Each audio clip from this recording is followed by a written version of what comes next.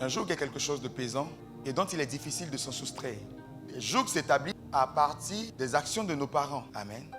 Il s'agit de jougs, j'ai envie de dire, transgénérationnels. De jougs qui ont transcendé les générations avant nous jusqu'à notre génération. L'autre voie par laquelle le joug arrive à s'établir dans nos vies, c'est à travers nos propres actions. Lorsque nous donnons dans les œuvres de la chair, nous nous asservissons à nouveau. Et la troisième voie par laquelle le joug arrive dans nos vies, c'est à travers l'action du diable. Le diable impose souvent des jougs. Nous avons poursuivi pour voir les voies par lesquelles le joug peut être brisé de la vie des hommes.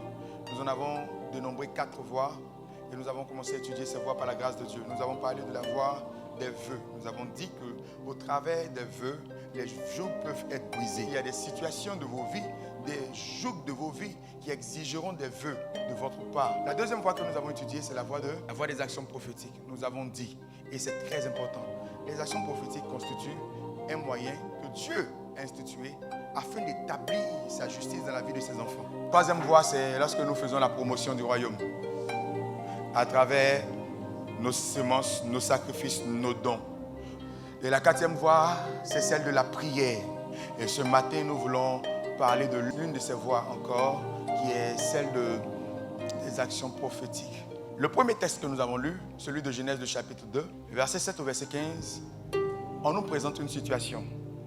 L'Éternel qui forme l'homme de la poussière de la terre et il l'établit, il le met sur une autre terre. Parce qu'en réalité, la terre sur laquelle l'homme a été créé n'est pas la terre sur laquelle il est établi. Dans les Écritures, à travers ce texte, on nous présente 2 terres. De façon apparente, on dira la terre elle est uniforme.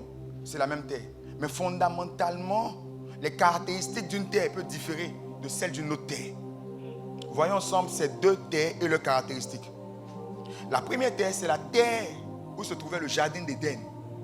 Et la deuxième terre, c'est la terre d'où l'homme a été tiré. Sur la terre d'Éden, Dieu avait déjà préparé cette terre. Ça, c'est l'une des caractéristiques d'Éden. La terre est déjà préparée par Dieu.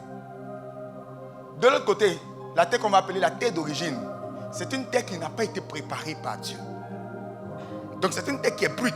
Quand vous regardez bien ce même texte, la mission que Dieu a donnée à Adam, lorsqu'il était en Éden, et lorsqu'il était sur la terre, d'où il était tiré, c'est la même mission, celle de cultiver. Mais le problème c'est quoi?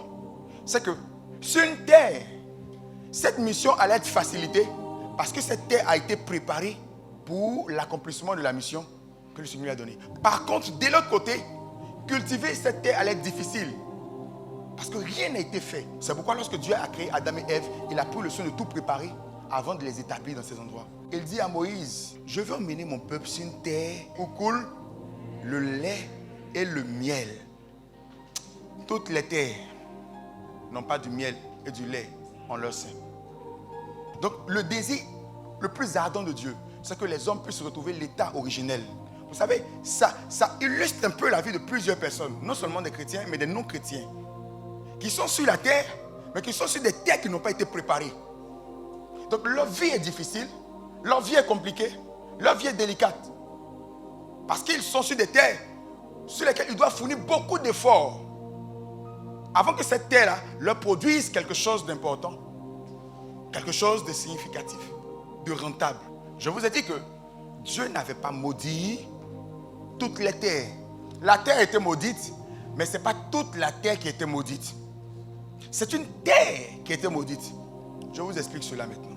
Ce que Dieu a béni, il ne peut pas le maudire. Ok. Parce que ce qui est maudit ne peut plus porter de fruits. On est d'accord? Il retire Adam d'Éden parce qu'avant qu'il ne mette Adam à Éden, il avait béni Éden. Et comme Éden était béni et qu'il ne pouvait plus maudire Éden, il fallait qu'il retire Adam d'Éden pour le placer sur une terre qui était maudite. Le pays où coule le lait et le miel est une représentation d'Éden. Il y a encore des Éden sur la terre. Des endroits qui n'ont pas été frappés par la malédiction de Dieu. Sur lesquels Dieu veut placer ses enfants pour qu'ils puissent vivre l'opulence, le bonheur. Regardez, il y avait Éden en Égypte du temps de la famine. Éden se trouvait dans un endroit qu'on appelait Goshen. en pleine famine. Pendant que les autres étaient dans la famine, à Goshen, le peuple d'Israël était dans l'abondance. Éden va revenir dans ta vie. Maintenant, suis-moi bien, j'atterris. Job chapitre 38, du verset 12 au verset 14. Dieu parle à Job et Dieu dit à Job une chose assez intéressante. Et dans cette chose-là, nous avons fait ressortir deux vérités. La première vérité, c'est que la terre peut être transformée. Nous avons la capacité de modéliser, de transformer la terre, de la changer. La terre, pour beaucoup, est d'airain, difficile, dure. Mais elle peut être changée en une terre d'agile. Bien plus, on peut la parer comme on pare un vêtement. Ce n'est pas Dieu seul qui est capable de faire cela.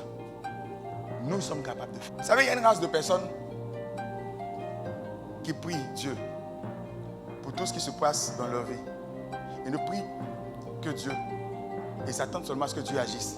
Mais il y a une autre race qui, au-delà de prier, savent comment manipuler les événements, savent comment manipuler les éléments pour que les choses se produisent comme Dieu produit les mêmes choses.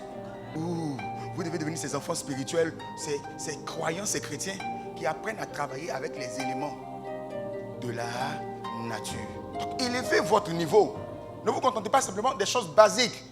Car un niveau de la vie où le basique ne répond plus. Et ça crée la frustration dans la vie. Des gens du dehors doivent venir te voir et puis dire, c'est vrai, hein, on fait nos trucs, mais toi là, tu opères une fréquence qui est trop élevée. Il faut nous montrer un peu comment est-ce que tu fais. Parle-nous un peu de ces sciences-là. Et ça s'appelle de la haute spiritualité.